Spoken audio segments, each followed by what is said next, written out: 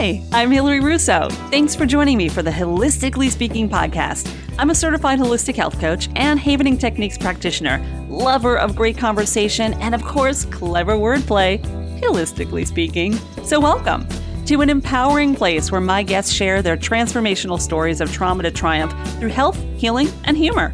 It's the ultimate brain candy as we find out who we are, how we got that way, and what it takes to be a happy and healthy grown-up. And be kind to your mind. I'm glad you're here. How many times have you been excited about the work that you do only to beat yourself up when things don't go as planned?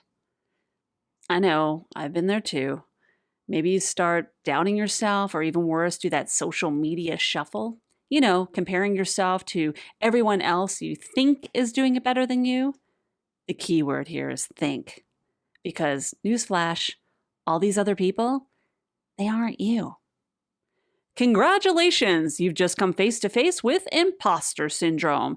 The I'm not good enough, they got the job, someone's doing it better. Do I even have what it takes? Why do I keep hearing no when others are getting the yes? Syndrome. All right. David Alto knows exactly what I'm talking about too. So much so that this guy who specializes in promoting the talents and experiences of others, boosting kick-ass resumes to get you in the door, teaching you LinkedIn tips and tricks to boost your engagement, was having a hard time believing in his own abilities and his story. Fast forward 6 hours, 3,000 miles at 30,000 feet, and boom, a book was born. And so was a new way of thinking. David not only shares his insight for job seekers, but his own battle with self-doubt. So get ready for a confidence booster on this episode of HIListically Speaking. David Alto, great to have you here on HIListically Speaking. Such a pleasure. And boy, oh boy, we've had some great conversations just from meeting up on LinkedIn some time ago. And it's like, I love when I connect with people on a much deeper level. And we've had some good laughs. And you've been, and I have to just share with listeners, you're like my LinkedIn guru. So thanks. I appreciate that. Listen, I remember struggling. Thank you for having me on as a guest. I remember struggling initially and, maybe struggling longer than I should have. And people reached out to me and helped me.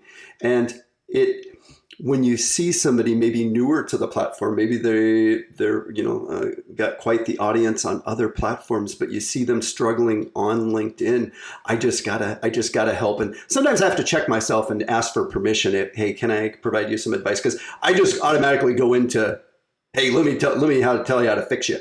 And I know that being married twice, it's not always the best thing going into conversations saying, hey, I'm going to fix things. So.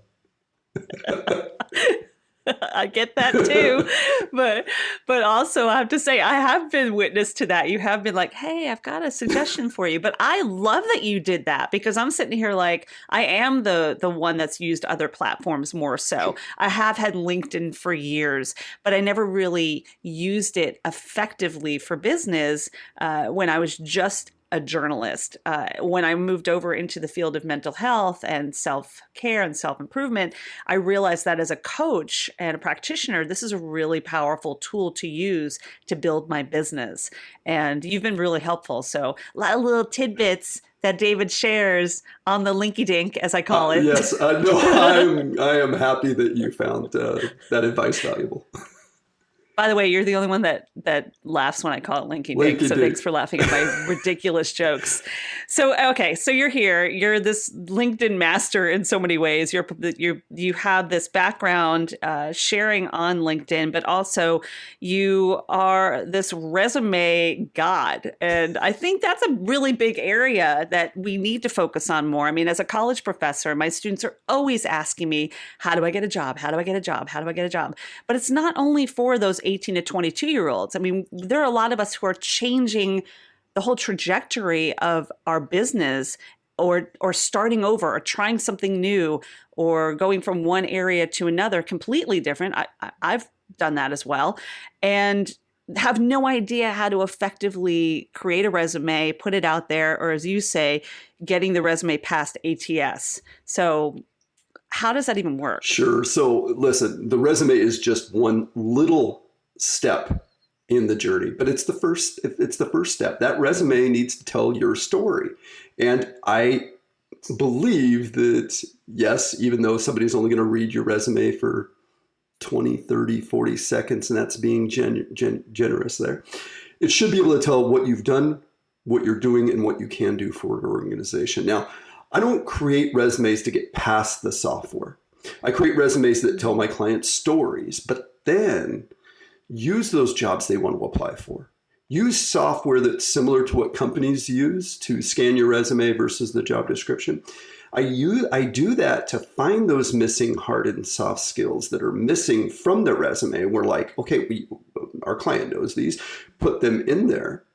And that's why my clients end up getting the phone to ring, getting those emails, wanting to set up interviews. So, and writing resumes is very time consuming, but it's very rewarding. Mm-hmm. I feel like that proud father when, a client tells me yet again that, Dave, I landed that job. They paid me more than I expected. I just love it. I swear I'm more excited than them. I wish, I lived really close to my clients. So I just give them a big old hug.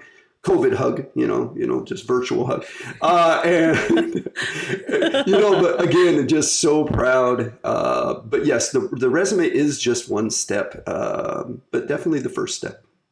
So how did you get into this line of work? Have you been working in that area for pretty much your career, or was it something you kind of fell into? I guess a little bit of both. I was in retail for a very long time. I was a multi-unit manager, district manager, overseeing, 70, 80 employees, 8 or 9, 10 different stores that I had to travel to, training and developing teams.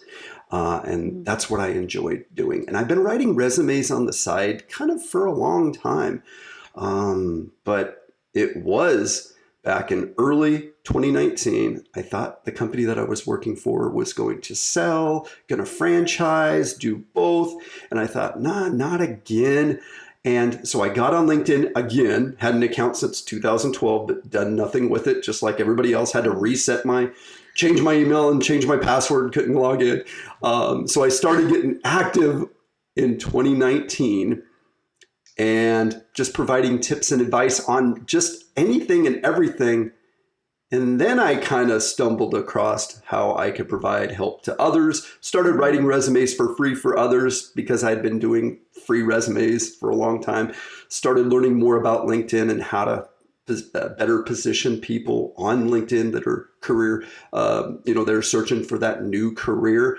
And then wrote a resume one day. Guys are like, I got to pay you, Dave. This is amazing. I said, okay. And then I started allowing people to pay me.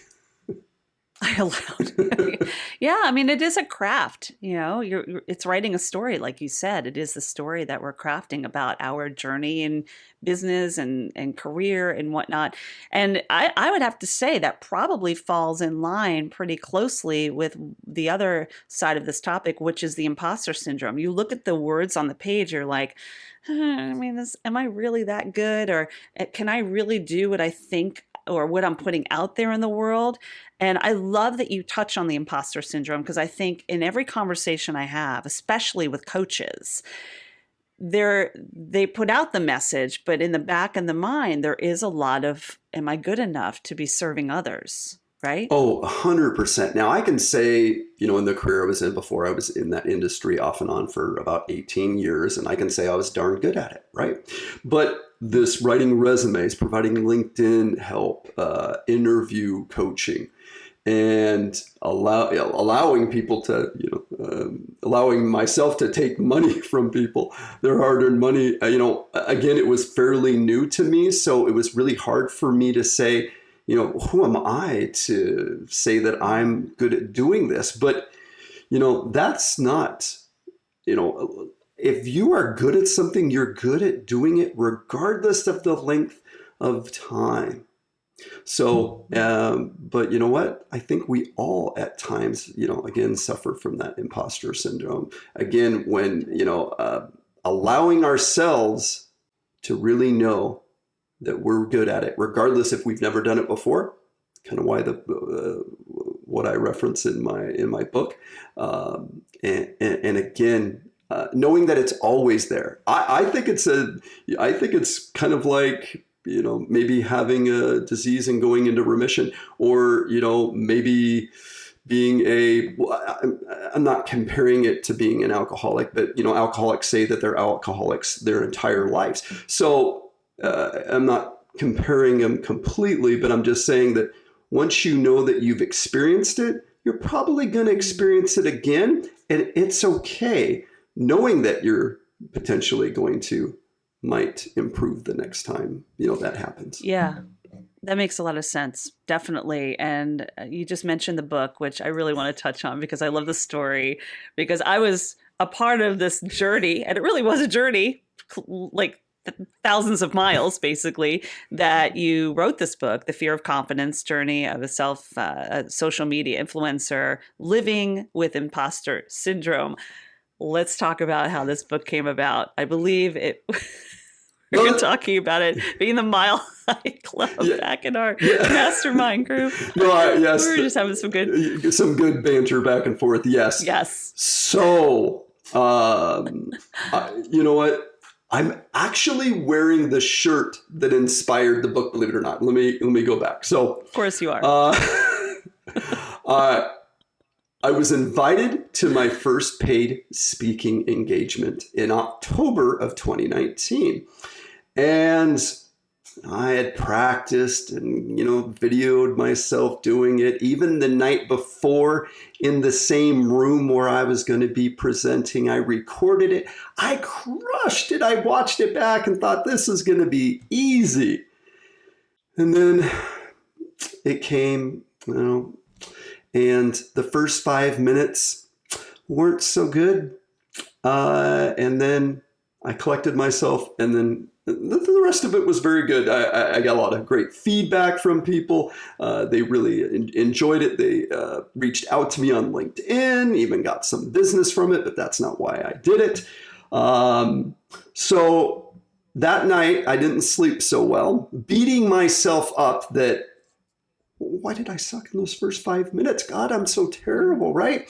And then had to get on a flight from Orlando to Seattle. Still, fresh in my head, beating myself up. Why did I screw up? Why did I screw up? I needed to journal, and I had never journaled in my entire life. I write down my thoughts occasionally, I guess, but never journaled ever. And so I got the laptop out. That entire flight, from when they said I could open my laptop to when they said, sir, you need to close your laptop, I just journaled everything that I was feeling. From the minute that I was preparing for it, the speech, why. And when I landed, I told my wife I wrote a book, and she says, what? I thought you went to a speaking engagement. Well, I did. And then I wrote a book, and then that was pretty quick, writing it the end of October, getting it published in January. And that's the story. But really didn't realize until I landed, you know what? I'm going to share this, regardless if I sell 1 or 1 million copies. I'm not going to sell 1 million. But regardless of, I needed that. And I know the next time I have that speaking engagement, I'm going to crush it, because I needed to journal that all out of me. And so it was very fulfilling. Just writing that, getting the thoughts and others. I kind of talk about clinically the fear and confidence, reference some people that are doctors that can speak better to that fear and confidence. And sure enough, there you go. Yeah, that's a big area that I think we all face. Is, well, we can either go into things with fear, or we can go into things with, love or confidence. And it really, we have the choice. I mean, as I always say with my clients, you choose to choose. And I tell myself that I choose to choose. We have a choice. And sometimes that amygdala loves to get in the way, So you took that. I mean, I would imagine it was therapeutic in a way to write the book as well. Oh, yeah. I mean, it felt so good because I was able to, when I landed, I was able to forgive myself. for screwing up in the moment. And you know what? Listen, somebody saw value in me and invited me to come, knew I was going to provide value. And even though that I messed up the first 5 minutes, others reached out and still received value from me. So again, regardless of what you know, you're a subject matter expert at a lot of things. Embrace the fact that you are. Share those, own them, and maybe, imposter syndrome won't come knocking. And learn from those experiences. I've faced that so many times, David. I mean, especially coming from a world where it's constantly on television, on stage, auditioning. That's a whole nother resume in a way, right? I mean, you're constantly putting your portfolio out there, your skill, your talent, live in front of a group, sometimes thousands, sometimes 2 or 1. And there's a lot of no's and rejection in the one side of the business I'm in. And sometimes we really take that to heart. And the thing I've learned just in being in that side of my work for so long is that you have to let it go. Do your best, let it go. If you get the call back, if you get cast in it, if you book it, awesome. And it works the same with the other side of the work that any of us do, which is sometimes you don't align with somebody that comes to you for that discovery call and wants to consider being your client. Sometimes you don't get the TED Talks or the LinkedIn show the first 5 times, which we're going to talk about. Sometimes you hear no, and a no is just a chance for you to step back and think, okay, this has nothing to do with me. But what does it have? It doesn't mean I'm any less of. It might mean they're looking for something else in the moment. But in this, what can I learn from it to be better? Not to be better for them, for the no's, be better for myself, to where it organically just manifests, and then you're getting yeses without even thinking about it, right? Oh, yeah. And I tell my clients regarding interviews, you have to not care about getting that job. Sharing your journey, your story, you can't make up their mind. If you try to go into an interview saying, okay, I'm going to change their perception, you're not. At the end of the day, they're going to hire who they think is the best fit for their organization at this time. If it's you, fantastic. If it's not, that's okay. And once you know that, again, it's not about changing their mind during an interview. It's really about sharing your experiences, and making sure, obviously, you've done the homework about their organization. But I agree so much. It is also, as you say, it's not about changing them and their perspective. Isn't that the same as any relationship we have? We align with people. We just talked about marriages. I mean, you can't change people. You don't go into something to change people. You find the things that work for you and work as a dynamic, as a team, whether it's a team in a work situation or a personal situation. And if it doesn't align, it doesn't align, and that's okay, right? So we're setting ourselves up for a fail when we go into something with a hope of changing. Even when you're going into, if your business is to help a company recreate their company, I can't remember the word that's used, but you're not really going in there to just break everything down and change it. You're taking the good pieces and kind of reformulating something, that's really powerful. So I think we need to think about that more, that who we bring is who we bring. We should be really proud of who we are, right? Oh, yeah. We're always growing. I totally agree. Now, you might be able to pull things out of people if you know them well, but that's not changing them. That was in there, and maybe you're helping them bring that out. And in true relationships, that's what, in fact, does happen, whether that's personal or business.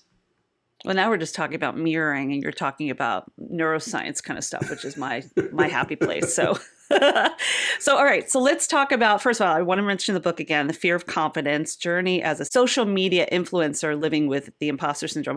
And David is graciously giving away 5 copies to the first listeners of HIListically Speaking that get in touch with me. I'll have more on that. We'll touch on that after. Easy read, easy book. If you can write it at 30,000 feet in the matter of 6 hours, my friends, you can read it in less time, right? Oh, heavens, yes. It's a book that you could easily start and finish. And to be honest, how it flows, it's kind of how you want to take that approach. So take a good hour-ish, sit down, read it, and then message me and tell me what you think. Highlight it, come back to it, whatever. I mean, how many books do you have? Do you have books on your shelf that you keep and check back in on regularly? Oh, the 7 Habits of Highly Effective People. Yes. I listen to the audio version because the audio version is hands down 800% better than the paperback. The audio version. Yeah. I listen to that at least 2 or 3 times a year. At least That's 2 or 3 times a year. And I'm sure that has to do with just the active listening too. Sometimes we look at words on a page compared to what we register in our brain, especially if it's constant and we're just reactivating that information, So yeah, that's a great book. Absolutely. All right. So let's move into this new venture you have after getting so many no's, right? Somebody finally said yes by the name of Linky Dink. Linky Dink. The Linky Dink said yes. I'm sorry. That's okay. I even wrote Linky Dink, LinkedIn. I even wrote LinkedIn a message on Valentine's Day. It was like a love note. And I said, listen, hello. I love you still, even though I'm not feeling the love because I've applied for LinkedIn Live 5 times and got declined. And then I don't know, about a month ago, I decided, somebody said, just apply again, David. So I did. And sure enough, like in 5 days, they said, you can go live. And I thought, I'd already forgot. I had already put it in the back of my head. They're not going to approve me again anyway. Mm-hmm. But yes. So because I guess they swiped right. I don't understand the whole dating thing, but I think that's the right way, right? To be honest, no clue. Even my wife and I met on Match, but Match you don't swipe on. There's Match. No swipey swipe, right? But they did swipe right, even if right is left or left is right. I think right is correct. Right is correct because yes, I'm going to use this live platform on LinkedIn because on other social media, anybody and everybody, but I'm going to use this to provide some high-level job tips and guidance to job seekers. I plan on having everybody and anybody because I do believe that regardless of what you do, you probably have some valuable information to give job seekers. So next week I'll be going, depending on when we broadcast this, but early May I will be going live and at least once a week. So we'll see what we'll see what that happens with that. So. And let me say thank you for the invitation. I'm looking forward to that conversation in your space on LinkedIn. We'll call it appropriately what it is. I like to make things fun, as you know. Mental health is fun to me.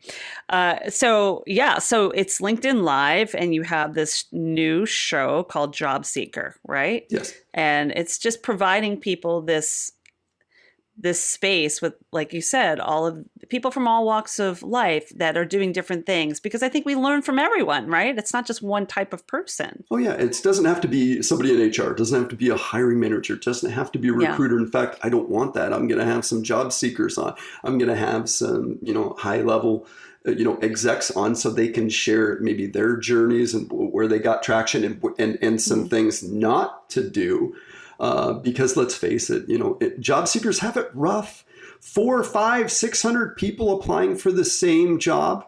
And the resume is only one step. Having a great and amazing LinkedIn profile just allows them to see you providing more value. There's so much you can share than just your simple resume, right? You can write articles that really leverage your subject matter expertise about something in your industry. So again, that LinkedIn profile is just it's a combination and the perfect marriage with a really good resume.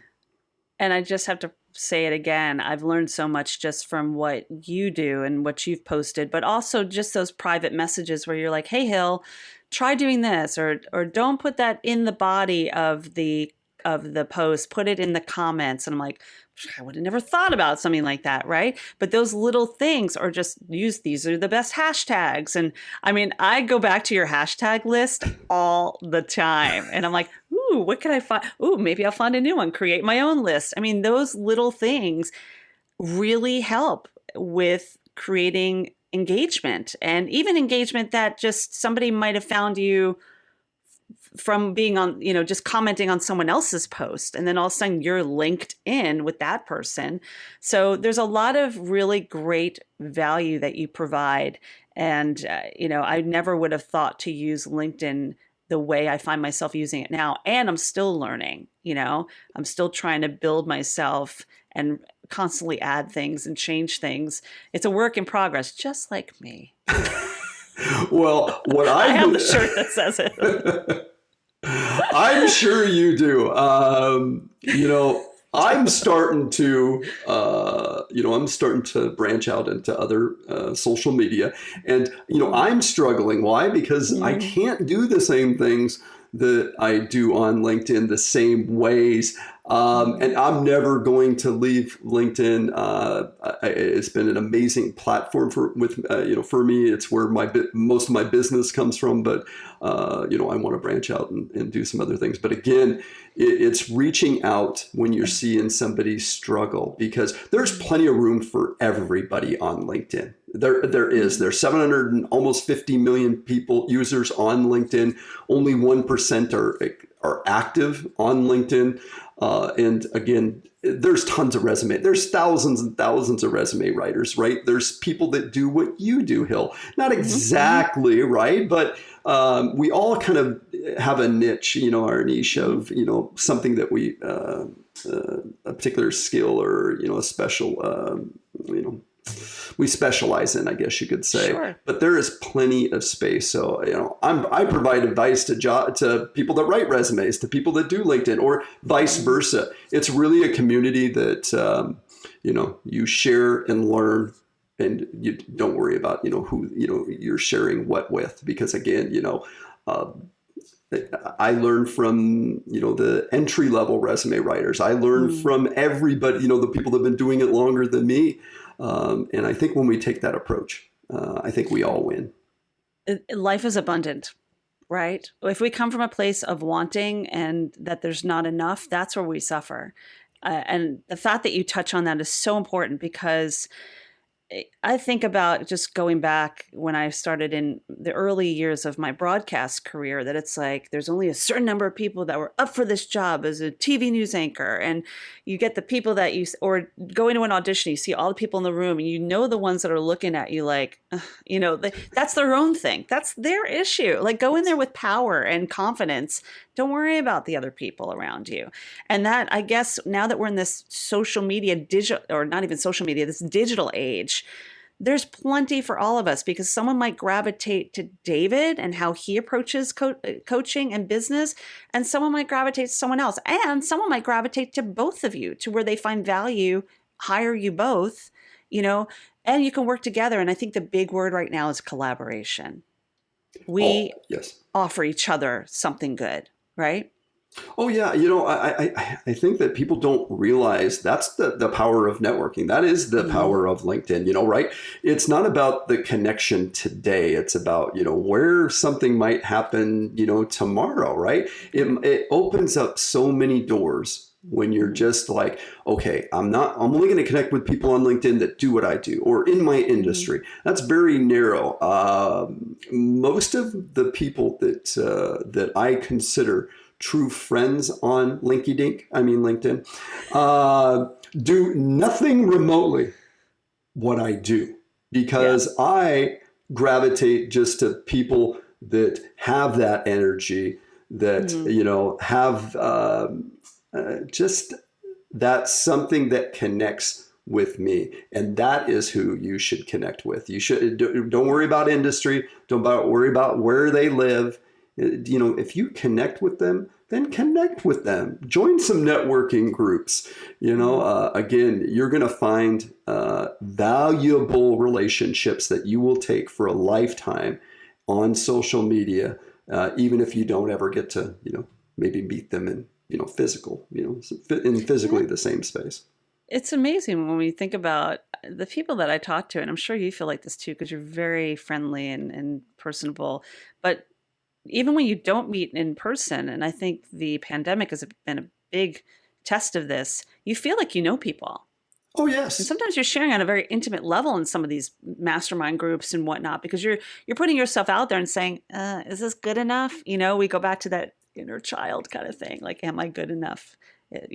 So it's powerful. It's a powerful tool. And by the way, Linky Dink should be a hashtag. Just saying. Why are we not hashtagging this? We'll search for this. It's going to become one of your main lists. Well, it's going to be at the top of that list. We're just going to have to get people to follow it. Right. It's going to be like productivity, what inspires me, best advice, Linky Dink. Well, you know what? I want to ask you to share something with listeners, because I'm sure there are people out there that are constantly looking for new clients, constantly looking for job opportunities, or just looking to connect. What would be maybe 2 or 3 tips that you would share right here on Hilistically Speaking that people can use actively to even better themselves on LinkedIn or just in general? Sure. In the job seeking world. Sure. So, look, if you're a job seeker, create an article, something that you're a subject matter expert about. It can be a quick read. But so why? When you're applying for companies, what if that recruiter or hiring manager comes to your LinkedIn page, right? Maybe looks at a few of your posts, but sees that you wrote an article that talks about, a struggle in your industry or how you solve something, then they ought, they're going to think, okay, this person knows what they're talking about. Okay. Yes. John or Sally. Yes. This is the person I need to reach out to. So now look, you don't have to post content on LinkedIn to have somebody look at your LinkedIn profile and reach out to you. But again, it just shows you care. Maybe you're talking about something, again, passionate about your work experience, something in your industry that troubles everybody, then, you're trying to get some conversations going. But commenting more, if you post, you need to interact with others on LinkedIn. You need to interact with their content way more than worrying about your posts. I know when I first got on LinkedIn, I didn't know what to do. I wasn't really posting. I didn't know what to do. So I looked at different hashtags. I looked at different people that, again, something that sparked my interest in something they wrote, and not just giving a like and going, hey, great post, but commenting back. And by doing that, that's how I gained connections and followers. And I continue to do that. I mean, I was working 55 hours a week in my day job and doing this part-time, probably spending still 4 hours a day at least on LinkedIn, and mostly commenting and learning and connecting with people that I thought were great thought leaders, again, and not being that person that just only wants to connect people in their lane, right? In their industry. And I strive to tell people, you got to just reach out to people that you connect with. You don't go to a networking event, Hill, and walk up to people and go, what it is you do? Oh, you do that? Okay. And then you walk away because they don't know, right? Mm-hmm. You have conversations. So why wouldn't you do that on social media as well? So again, we connect with individuals. We don't connect with them just because of what they do. We connect with individuals, not with the job. We connect with the person. Yeah. People want to know, people want to be heard and valued. Yeah. That's a great tip. What's the difference between an article and a post? Sure. So posts, have traction for maybe 24 or 48 hours. I guess it really depends. And then it doesn't mean they disappear. It just means on to the new thing, right? Mm-hmm. An article doesn't get a lot of traction initially. An article allows you, again, to talk about a subject more in depth. It might be a 1 minute, 2 minute, 5 minute read. But the good thing about articles is they're searchable on like Google or Bing. So if you were to search for somebody or search for that title, you could find that article on LinkedIn. But again, it allows people after reading that to really know how you get things accomplished, right? So if you're a job seeker, I tell them you got to write an article, again, sharing struggles in your industry or something you came across or something you struggled with and then you found your way and led to success or whatever. But articles are so powerful because if I get somebody that asks me about this, I'm like, okay, I could type for 10 minutes and tell you, here's a link to this article regarding resumes. Here's an article regarding LinkedIn. Here's an article regarding connections. So if you're a freelancer on LinkedIn, having those articles really allows people to have confidence that you know what you're talking about. That's great advice that I'm even sharing because I started writing them and then I blog a lot or I send an email newsletter out and it's like trying to find the right portal to do stuff. And I am a writer and it's really just finding the right space. But I love that difference between the article and the post, which is something I just learned. So thank you for sharing that. What else could you share with our listeners here? Anything else that's like a takeaway that might be underrated? Yeah. So why are you not why are you not using the little 10-second audio recording? Okay. You have to go to your phone and record it. Now, LinkedIn created it middle of last year. Maybe somebody has a difficult to pronounce first or last name, right? Nobody ever gets it right. So that's why LinkedIn created it. But as soon as LinkedIn created it, I'm thinking 10-second mini elevator pitch. Right? That's your opportunity. Now you're more human, but hardly anybody knows it exists. Now you can play it back on any device. But again, it allows that, especially if you sound passionate in that 10 seconds, and you can, believe it or not, say a lot in 10 seconds. But now they get to hear you. And now when they look at your LinkedIn profile, maybe they can almost hear you saying some of the words that you're, saying about yourself. So very powerful. The headline under your name is really SEO, really search engine optimization. You don't need to put that you work at Amazon. For project manager at Amazon, and I love fishing and playing with my kids. I love that you love fishing and playing with your kids, but nobody's going to search for that on LinkedIn. So you want to put things like, project manager excelling at, and then some of these high level skills that will be searchable. But most people don't take advantage of that headline properly and can really increase their going from no recruiters finding them, to more than a few reaching out for the right positions in that headline. That's great. I'm sitting here just learning as we go. It's like having a private session. David Alto. This is amazing. This is why I do this podcast. Free advice. No, I'm just kidding. This is good advice. This is good stuff that I think you would share openly anyway, right? Oh, yes. Because this is just who you are. I mean, you're constantly helping others, and we just touched on that. So what I want to do real quick is, as we close things out, I love to do a quick rapid fire with my guests. Basically, I've been putting down some words that you've said or we've shared or talked about, and I just want the first word to come to mind right after I say a word. What's the first word that comes to your mind? And we'll just boom, boom, boom, bust it out. Go for it. Ready? I think you love this kind of stuff. I imagine. Go for it. All right. Okay. Rhubarb. No, just kidding. That's not one of the words. Oh, that's easy. Disgusting. Okay.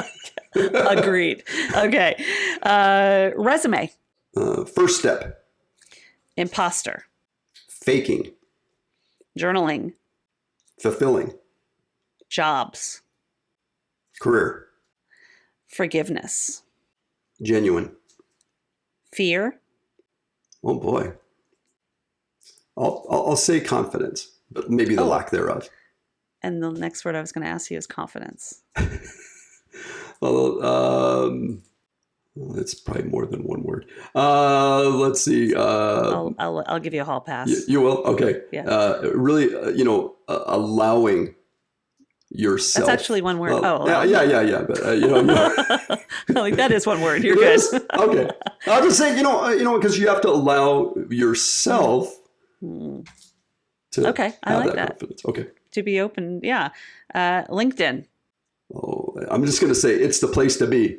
It's the place to be. Oh, they should be paying you for that one. And networking. I'm going to say fun, but I'm going to really say it's really, I'm going to say needed. Yeah. Yeah. I mean, it's connection, right? Yeah, you need it. Yeah. Connection. I like that better. Yeah. Well, that was a word I was going to ask you, but it seemed like I use that a lot. And networking is something that, I don't know, like, why are we networking? You know, we're all networks and we need to come together because together is what creates the power of everything, like, you know, the ecosystem, as I like to call it. So on that note, thank you for sharing your knowledge and your gift and just everything. And even your, you know, vulnerability, you know, putting this book out there, spending your time in the 30,000 feet and being vulnerable to write it down. And I say this a lot. I mean, recently it was just National Tell a Story Day. And as a storyteller, as someone who's been in journalism, and now I hold space for people to share their stories and empower them to touch, move, and inspire others.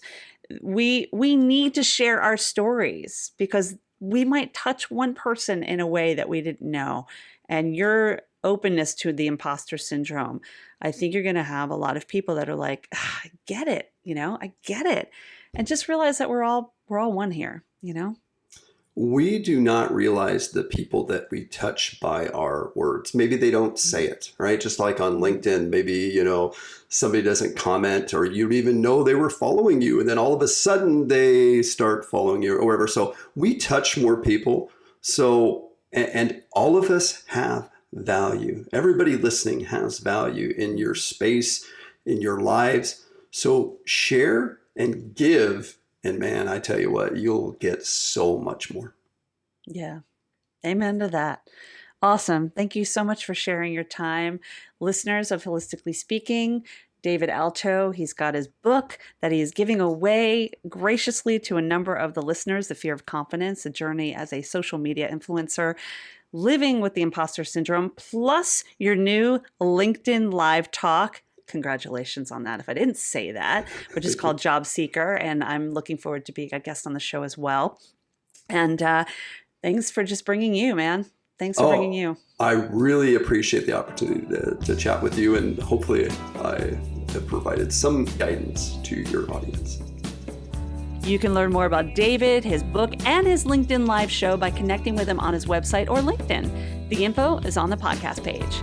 And if you think this podcast is valuable, and I hope you do, and it could help someone you know, consider sharing it.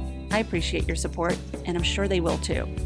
And if you're ready to put the power of emotional well-being in your own hands, then just drop me a line and set up a free discovery call to learn more about holistic living and havening. Just go to hilaryrusso.com and see if we align.